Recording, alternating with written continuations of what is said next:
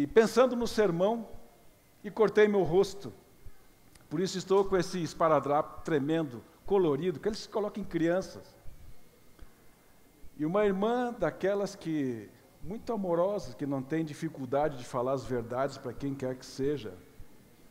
No final, enquanto o pastor despedia o povo ali na porta, disse ao pastor: pastor, na próxima vez, o senhor pensa na barba e corta o sermão. Eu já pensei nesse aspecto. Então, nós não vamos sair daqui 13h hoje, fiquem tranquilos. Quando falei para minha esposa que nós viríamos aqui, que havia sido convidado, obrigado, Luiz Fernando, obrigado, pastor Francisco, pelo privilégio de estar aqui na igreja. Essa é a segunda vez que venho aqui. A primeira vez que vim, o irmão Franca estava entusiasmado apresentando o projeto da igreja, que havia sido aprovado de reforma. Mas faz pouco tempo isso, vocês andaram 2 anos, 2 anos e meio. Parabéns à igreja. A igreja demonstrou aqui hoje algumas características para mim, que ela é uma igreja de decisão. Aquilo que decide, ela faz, e com rapidez. Se está aqui, está a prova. É uma igreja viva. Reformaram a igreja para ter mais espaço, a igreja já está cheia. E mostrou que é uma igreja jovem e fértil, pelo programa das crianças hoje aqui. Parece que nas próximas décadas não vai ter problema de audiência esse prédio. Mas enquanto eu falava para a esposa que deveríamos estar aqui hoje, ela, com aquela docilidade de uma esposa que conhece seu marido, disse assim: você não vai falar sobre dinheiro, né? Assim, como se falar sobre dinheiro fosse pecado na igreja. Mas sabe, eu adotei, no casamento você tem 2 escolhas. Ou você tem razão ou você é feliz. Eu decidi ser feliz. Então eu não vou falar sobre dinheiro hoje, porque eu quero morrer feliz. Eu recebi alguns anos atrás uma carta que aparentemente foi escrita por um inglês que havia sofrido um acidente numa construção em que ele trabalhava. E esse homem queria ser ressarcido das suas despesas desse acidente lá da companhia de seguros, havia tido problema de fisioterapia, etc. E como sempre acontece, a companhia de seguros respondeu a esse requerente que precisava de mais detalhes. Como você se feriu, por que você precisou essa quantidade toda de medicamentos e essa atenção toda. Então, em resposta, o homem escreve uma carta detalhada a essa companhia de seguros. E eu quero ler para vocês essa carta que ele escreve a essa companhia. Então ele diz assim: senhores, estou respondendo à solicitação de informações adicionais feita por vossas senhorias no item 3 do seu formulário de acidente, onde originalmente coloquei queda como causa do meu acidente. Mas vossas senhorias afirmam que deveria explicar melhor, acredito que o que passo a relatar o satisfaça. Eu sou pedreiro. No dia do ocorrido, estava trabalhando sozinho no teto do 6º andar de um edifício em construção. Quando completei meu trabalho, descobri que estavam sobrando 250 quilos de tijolos. Ao invés de levar os tijolos para baixo com as mãos, decidi carregá-los em um barril e puxá-los com uma corda, usando uma roldana que, felizmente, estava presa no lado de fora do 6º andar. Amarrando a corda ao térreo, subi até o teto, passei a corda pela roldana, pendurei o barril e coloquei os tijolos dentro. Depois, voltei ao solo, desamarrei a corda, agarrei firmemente a ponta, é lógico, para ter certeza que nada aconteceria aos 250 quilos de tijolos. Como puderam notar, no item 11 do formulário, peso 67 quilos. Portanto, para minha surpresa, fui levantado do solo rápido demais e não tive a presença de espírito para lembrar de soltar a corda. É desnecessário dizer que não me mantive no chão e iniciei uma rápida subida pelo lado de fora do prédio. Mais ou menos na altura do 3º andar encontrei o barril descendo. Isso explica a minha coluna totalmente comprometida, além de uma fratura grave. Continuo minha louca ascensão sem parar até que os dedos da minha mão direita bateram contra a roldana. Felizmente, a essas alturas tive alguma lucidez e fui capaz de segurar firmemente a corda apesar de toda a dor que eu sentia. Infelizmente, na mesma hora em que o barril atingiu o chão e o fundo dele soltou-se, então agora o peso, sem o peso dos tijolos, pesava aproximadamente 25 quilos. Se observarem novamente o item 11 do formulário, poderão imaginar como iniciei uma rápida descida por fora do edifício. Novamente, na altura do 3º andar, encontrei o barril subindo. Agora o ângulo era diferente, as minhas pernas em que encontraram o barril. Sofri também alguns ferimentos ao cair sobre a pilha de tijolos. Ainda bem que quebrei apenas 3 vértebras. Não achei necessário colocar no relatório como fiquei deitado na pilha, com dores, incapaz de levantar-me, olhando 6 andares vazios acima. Desorientado e exausto, não percebi quando soltei a corda, fazendo com que o barril descesse e caísse em cima de mim.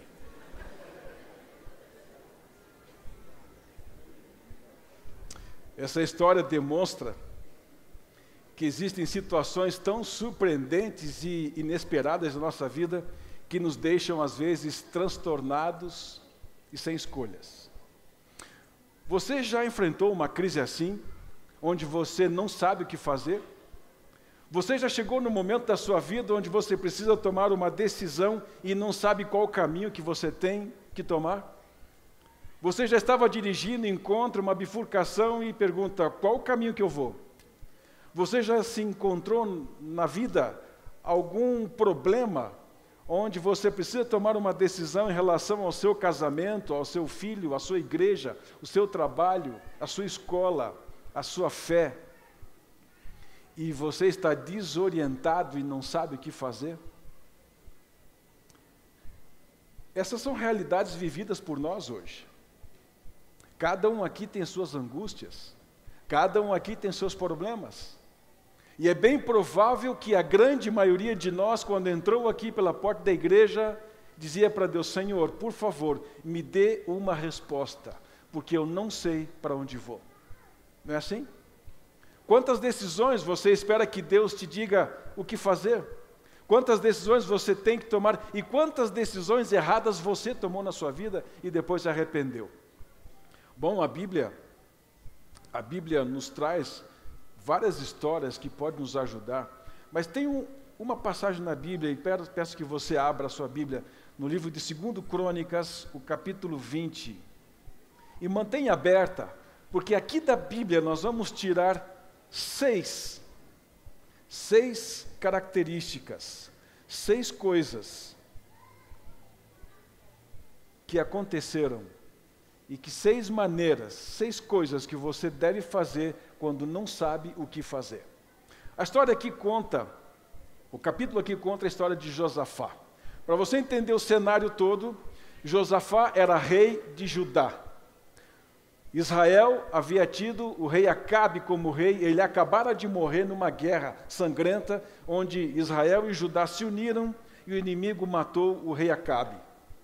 Agora Josafá volta, aparentemente em paz, volta para Jerusalém, onde era a sede do reino de Judá. Mas algumas nações não pensavam assim.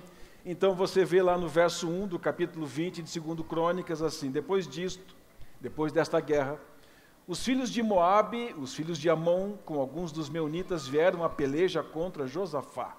E isso não era coisa boa, porque o reino de Judá era muito pequenininho. Quando juntam 3 nações, os moabitas, que eram conhecidamente maus, com os filhos de Amon, os amonitas, que eram outro povo terrível, com alguns dos meunitas, que também não era gente boa. Junta essas 3 nações para guerrear contra Judá. Veja o que diz o verso 2. Então vieram alguns que avisaram a Josafá, rei de Judá, dizendo, grande multidão vem contra ti da além do mar e da Síria. E eis que já estão em Hazazon Tamar, que é em Gedi, muito pertinho. Então o verso 3, começa aqui a reação do rei Josafá. Então Josafá teve o quê? Medo. Você já teve medo na sua vida? Medo de tomar uma decisão e dar errado? Medo de algum desgaste, de algum confronto? Medo de coisas? Nós vivemos amedrontados por crimes por aí. Mas não é simplesmente ter medo. Aqui nós estamos falando de um rei. Naquela época, um rei era como um Deus. O Deus não tem medo de nada. O Deus é o Todo-Poderoso. O rei é o Todo-Poderoso. Agora, Josafá, diz a Bíblia que teve medo. Sabe, medo, muitas vezes, ele é uma característica, dizem as pessoas, que é uma característica de pessoas fracas. E muitas vezes dizem os livros de autoajuda que nós não podemos demonstrar medo. Mas Josafá assume que tem medo. Mas por que Josafá assume que tem medo? Então aqui está a primeira coisa que nós devemos fazer, e o que Josafá fez quando não sabia o que fazer. A continuação do verso 3 diz assim depois: Josafá teve medo e se pôs a quê? Buscar ao Senhor. Aqui está a primeira coisa que nós devemos fazer. Você não sabe o que fazer? Busque ao Senhor.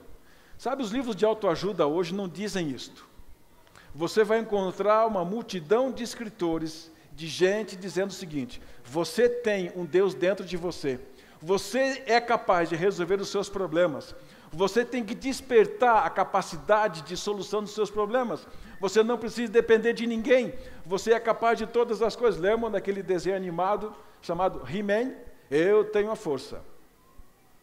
Nada mais maligno, maléfico, diabólico do que isto. Você sentir que tem a capacidade de resolver os seus problemas é sentir que Deus não é capaz de te ajudar.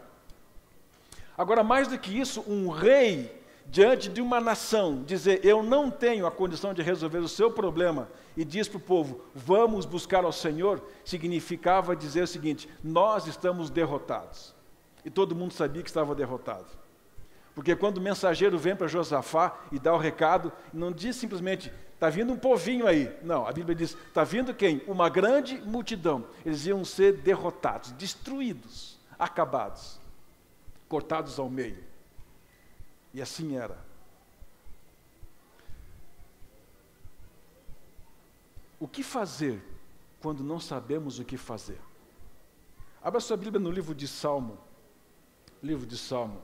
Davi tem uma demonstração tremenda quando não sabe o que fazer. O Salmo 34. O Salmo 34, verso 4. Veja o que Davi diz: busquei ao Senhor e Ele me acolheu. E essa segunda parte do verso, olha que beleza: livrou-me de todos os meus temores. Busque ao Senhor. Davi claramente diz: eu busquei ao Senhor e Ele livrou-me dos meus temores. Quando eu não sabia o que fazer, quando eu não sabia o que decidir, busquei a Deus e Deus me orientou. Mas a história continua. Versos 5 e 6. A segunda coisa que Josafá fez, e é também uma característica daqueles que não sabem o que fazer, o que devem fazer, diz assim a Bíblia: pôs-se Josafá em pé na congregação de Judá e de Jerusalém, na casa do Senhor, diante do pátio novo, e disse: ah, Senhor, Deus de nossos pais, porventura não és tu Deus nos céus? Não és tu que dominas sobre todos os reinos dos povos? Na tua mão está a força e o poder, e não há quem te possa resistir. O que Josafá fez aqui? Reconheceu a soberania de Deus. Sabe, mesmo o rei Josafá, sendo o rei, precisou aceitar a soberania de Deus. Precisou reconhecer que Deus é soberano. Agora, irmãos, é muito fácil reconhecer a soberania de Deus quando as coisas vão bem. É muito fácil chegar aqui no final do ano, aquela árvore de Natal aqui, culto de ação de graças, assim: Senhor, eu reconheço que Tu és Deus Todo-Poderoso. Consegui comprar uma casa, fiz a viagem com os filhos, passei na faculdade. Agora, quando as coisas vão mal, quando você liga a televisão e vê um monte de assassinato, você consegue reconhecer a soberania de Deus? Você consegue reconhecer que Deus está no controle das coisas? Esses dias fiquei sabendo que um amigo meu está com câncer. Estava com câncer. Bastante avançado estágio, intestino, difícil, a cirurgia. E um dos filhos diz assim: aonde estava Deus que não cuidou de meu pai? Aonde estava Deus? Quando vem as dificuldades, muitas vezes, nós tendemos a pensar, temos a tentação de pensar que Deus nos esqueceu. Parece que o mundo conspira contra mim, parece que todos estão contra mim, parece que está abrindo um buraco e eu não vejo saída. Neste momento, irmão e amigo, você precisa reconhecer que Deus está no controle das coisas. Mesmo que tudo indique que ali é o fim, você precisa reconhecer que Deus conduz a sua vida. Terceira coisa que Josafá fez quando não sabia o que fazer. Versos 7, 8 e 9. Porventura, ó nosso Deus, não lançaste fora os moradores desta terra, de diante do teu povo de Israel, e não a deste para sempre a posteridade de Abraão teu amigo? Habitaram nela edificaram um santuário a teu nome, dizendo: se algum mal nos sobrevier, espada por castigo, peste ou fome, nós nos apresentaremos diante desta casa e diante de ti, pois o teu nome está nesta casa, e clamaremos a ti nossa angústia, e tu nos ouvirás, e tu nos livrarás. O que Josafá fez aqui? O texto é claro. Ele olhou para o passado. Ele olhou para o passado e viu quantas vezes Deus havia protegido o povo de Israel, as 12 pedras que estavam lá. Quando você vê a história de Davi diante do Golias, você pensa assim: não, Davi foi lá e enfrentou Golias, mas como que ele enfrentou Golias? Ora, Davi lembrou, quando estava diante de Golias, Davi olhou assim: bom, eu já matei um leão e um urso, porque Deus estava comigo. Da mesma maneira que eu matei aquele urso e que Deus esteve comigo, Deus estará comigo agora, eu vou matar esse gigante. Sabe, irmãos, muitas vezes nós temos que olhar para o passado.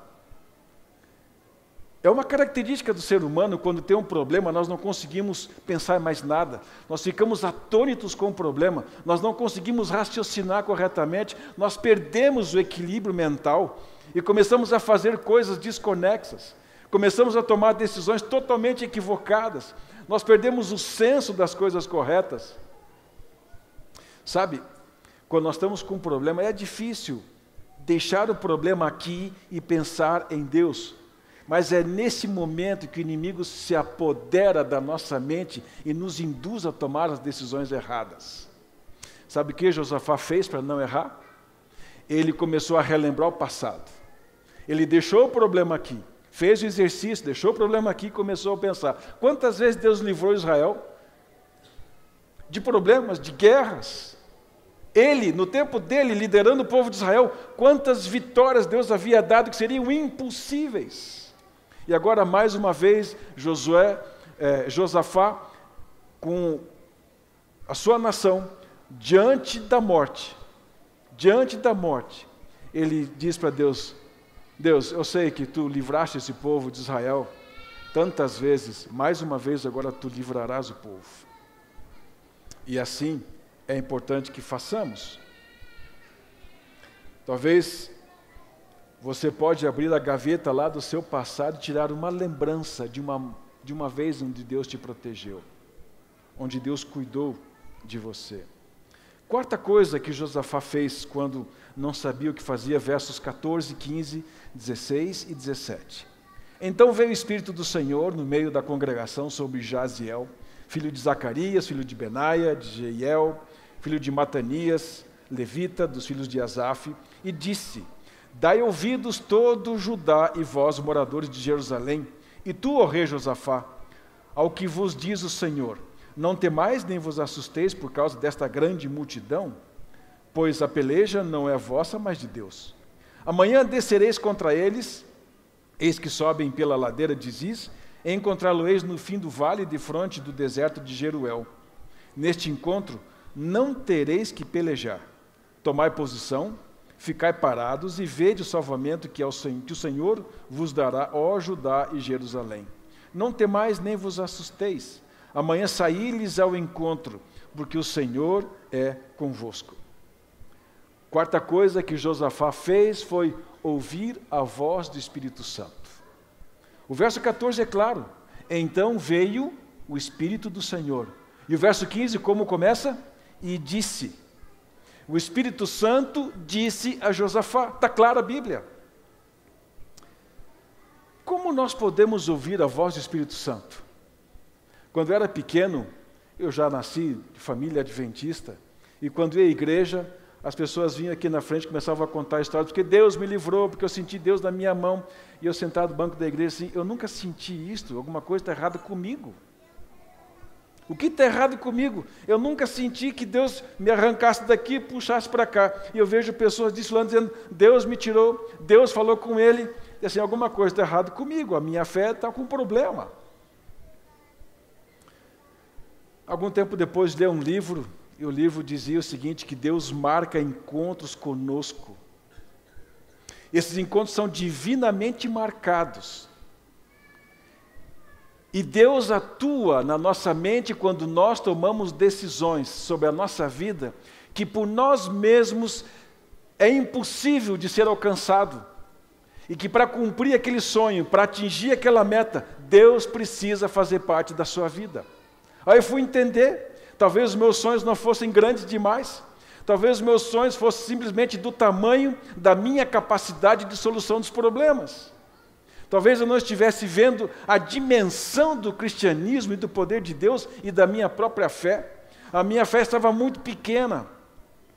Agora aqui, a Bíblia deixa claro que a fé de Josafá era grande. Quando você lê alguns capítulos antes, alguns versos antes do capítulo 20, você entende por que Josafá tinha o amor e o carinho e a apreciação especial de Deus. Aqui diz a Bíblia claramente que quando Josafá estava num problema sem saber o que fazer, o Espírito Santo falou a Josafá. Aí vem a pergunta, como que eu sei que o Espírito Santo fala comigo? Através de duas maneiras. Duas maneiras você pode ouvir a voz de Deus, a voz do Espírito Santo. A primeira maneira, através da leitura da Bíblia. Se você tem o hábito de leitura da Bíblia, parabéns, você está no caminho certo para saber aquilo que Deus diz para você fazer. E quero estimular a se unir na grande multidão, no grande batalhão de pessoas que está envolvidos no reavivado por suas palavras, por sua palavra, que é a leitura de um capítulo por dia da Bíblia. Sabe, eu tenho o hábito de ler a Bíblia com o computador ali no lado, no Twitter, e vendo que as pessoas escrevem daquilo que elas leem. Todo mundo lê o mesmo capítulo por dia. E quando eu estou lendo a Bíblia e eu leio aquilo assim, onde ele achou essa aplicação desse verso? As pessoas leem e o Espírito Santo toca no coração, ela tem uma compreensão distinta daquela que você teve, e você é alimentado por aquilo ali. Primeira maneira que você escuta a voz do Espírito Santo, através do quê? Leitura da Bíblia. Segunda maneira, através da oração. Você tem o hábito de orar? Não aquela oração quando quem vai dormir já está metade dormindo e a metade está acordado. Não aquela oração quando você levanta, que aquela metade ainda está dormindo, a outra metade está pensando em levantar. Não é essa oração. É aquela oração que você se coloca aos pés de Deus e clama a Deus e se entrega a Deus. Deus, toma conta da minha vida porque eu senti não sou capaz de fazer nada. Esta é a maneira com que o Espírito Santo fala a você. Se você não tem certeza se tem ouvido a voz do Espírito Santo, talvez você deva dedicar mais tempo à leitura da Bíblia e mais tempo para a oração. Josafá, pelo que a Bíblia menciona, era um homem de estar em plena comunhão com Deus. Quinta coisa que Josafá faz, verso 18. Então Josafá se prostrou com o rosto em terra, e todo o Judá e os moradores de Jerusalém também se prostraram perante o Senhor e o adoraram. Bom, uma coisa é você ouvir a voz do Espírito Santo, mas aqui a quinta coisa que Josafá fez foi render-se à vontade de Deus. Uma coisa é você ouvir a voz de alguém que diz assim, Marlon, não faça isso. Você ouviu? Ouviu. Você deixou de fazer aquilo que foi dito a você? Não, você fez ao contrário. Aqui Josafá diz o seguinte a Bíblia, ele ouviu a voz do Espírito Santo e fez o quê? Rendeu-se à vontade de Deus. Mas sabe, irmãos, é muito fácil, quando alguém sabe mais do que você confia nele e diz assim, não faz para aquilo. Agora, a orientação que o Espírito Santo havia dado a Josafá era um decreto de morte, porque o que diz ali?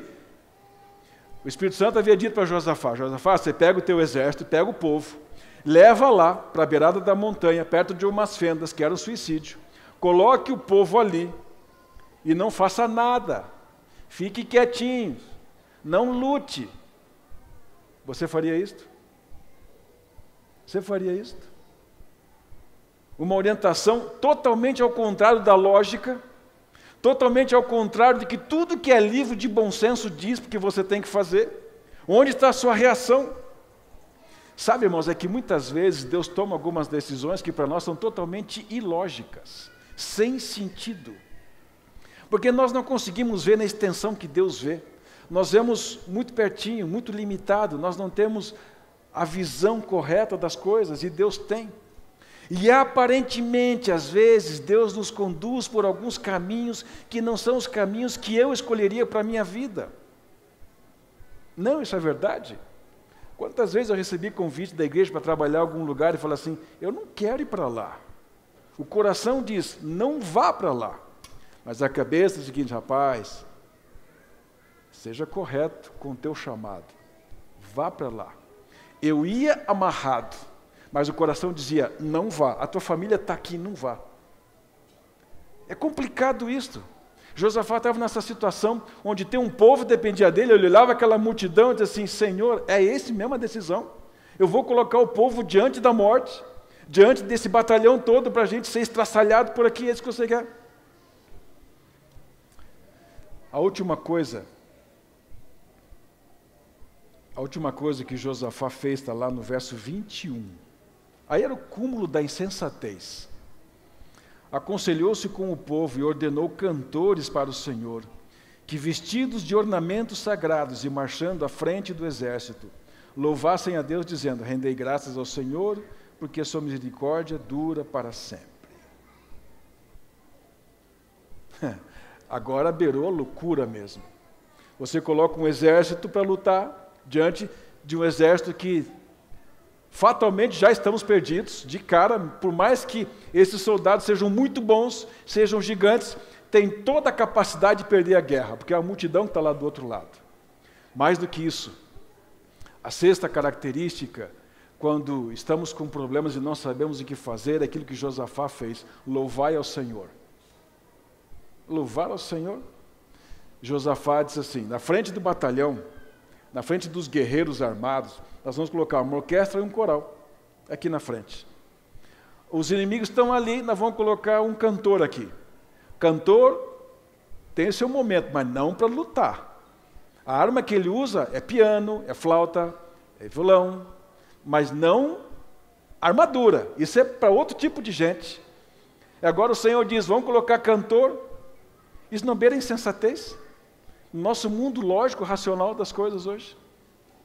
Sabe, irmãos, nós temos que ter a capacidade, mesmo nos maiores problemas que nós tivermos, louvar a Deus. Sabe por quê? Porque Deus não pode mentir, e Deus não falha com aqueles que nele esperam confiantemente. Nós temos que aprender a descansar em Deus. Descansar em Deus significa, vinde depositai todos os fardos sobre Ele. Descansai nele. É difícil para nós. A Bíblia traz exemplos de que isso é possível. Sabe, irmãos, isso é um ato de fé. É um ato de fé. Fé não é esperança de que as coisas vão dar certo. Fé é certeza de que as coisas vão dar certo. Quando você tem fé em Deus, significa que você confia plenamente de que Deus vai conduzir a sua vida da maneira correta. Significa isso. Qual foi o resultado de tudo isso? Vai lá no verso 22 e verso 23. Então diz assim, tendo eles começado a cantar e dar louvores, pôs o Senhor, olha que coisa linda, que verso forte, pôs quem? Pôs o Senhor emboscadas contra os filhos de Amon e de Moabe e os do monte de Seir, que vieram contra Judá e foram... Que maravilha! Olha o verso 23. Porque os filhos de Amon e de Moabe se levantaram contra os moradores do monte de Seir. para os destruir e exterminar. E tendo eles dado cabo dos moradores de Seir, ajudaram uns aos outros a destruir-se. Aqui é a história do fogo amigo. Isso aqui não é Deus que atua. O que fez o povo de Israel, o povo de Judá aqui? Nada, absolutamente nada. Verso 27 até 29.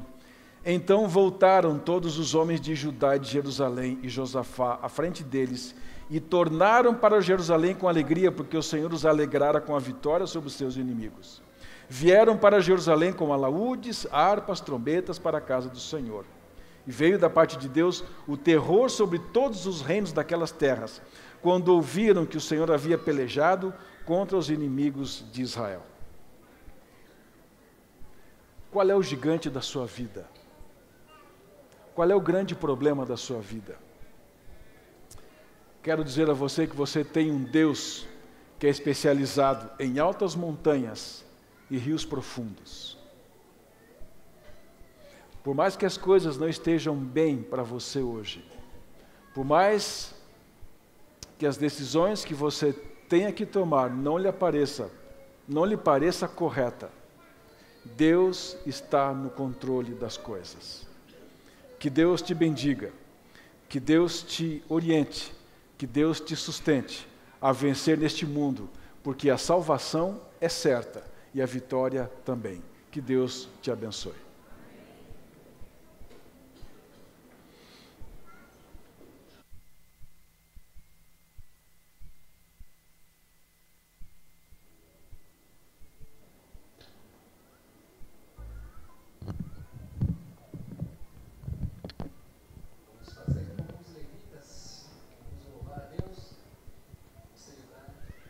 A fidelidade, a proteção e o cuidado do Senhor pelo seu povo.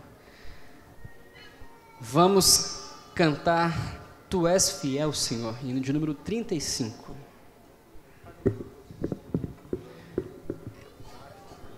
Libera o microfone dos demais instrumentos também para a gente o retorno, por favor. Vamos lá, refrão. 1, 2 e...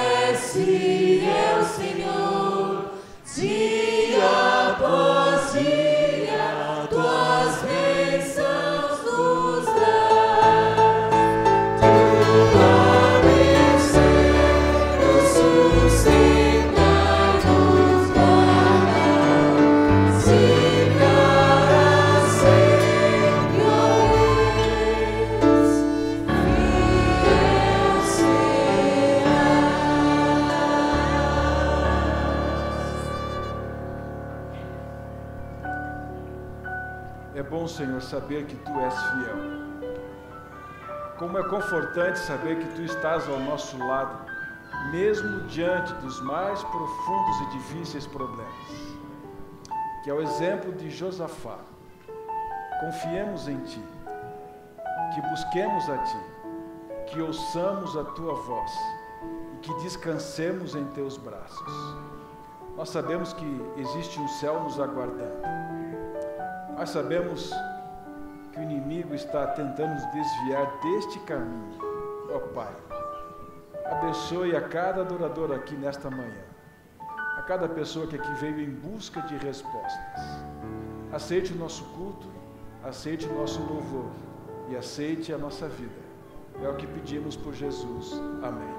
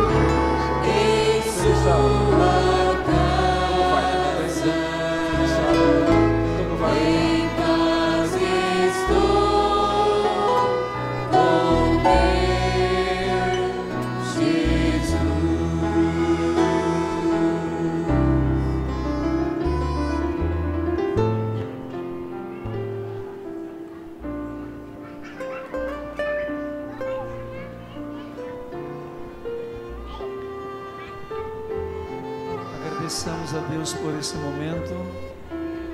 Feche seus olhos. Sairemos cantando essa melodia muito bonita e inspiradora. Agradeço ao Senhor pela mensagem que nesta hora alimentou o seu coração, o nosso coração. Em paz eu vou ouvir a voz de Deus. Amém? Seguindo a orientação dos diáconos, vamos sair em reverência da casa do Senhor nesta manhã.